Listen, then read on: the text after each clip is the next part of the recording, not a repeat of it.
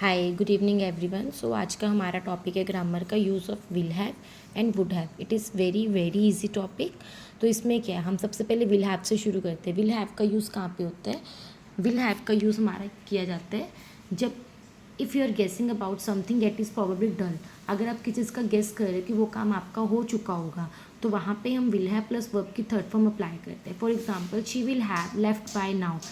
इसका मतलब क्या है, वो अब तक निकल चुकी होगी। हम कोई भी, जैसे कि कोई भी बात करें कि उसने ये काम कर लिया होगा या वो अपना काम ख़त्म कर चुकी होगी, तो वहाँ पे आपने विल हैव प्लस वर्ब की थर्ड फॉर्म अप्लाई करनी है।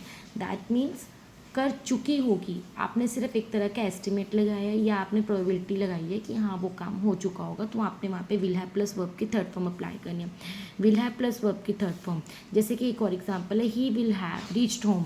दैट मीन्स वो घर पहुँच गया होगा, मतलब वो अब तक घर पहुँच चुका होगा। मतलब जो काम हो चुका होता है उसके बारे में हम जब बात करते हैं तो वहाँ पे हम विल हैव प्लस वर्ब की थर्ड फॉर्म अप्लाई करते हैं। नेक्स्ट है हमारे पास वुड हैव। मेन डिफरेंस क्या आता है विल हैव और वुड हैव? विल हैव में क्या होता है, जो काम आप कर चुके होते हो, मतलब हमने जस्ट एस्टिमेट किया कि वो काम हो चुका होगा, वो घर पहुंच चुका होगा, वो पढ़ चुकी होगी, तो वहाँ पे हमने विल हैव लगा दिया। बट वुड हैव कहाँ पे लगता है? जो काम हो सकता था पास्ट में बट वो हुआ नहीं। For example, she would have left but you stopped her. वो निकल चुकी होती लेकिन तुमने उसे रोक लिया। That means she would have left, वो निकल चुकी होती लेकिन तुमने उसे रोक लिया, but you stopped her. Next है ही वुड हैव पास्ड। वो पास हो जाता इफ़ ही हैड स्टडीड, अगर वो पढ़ता।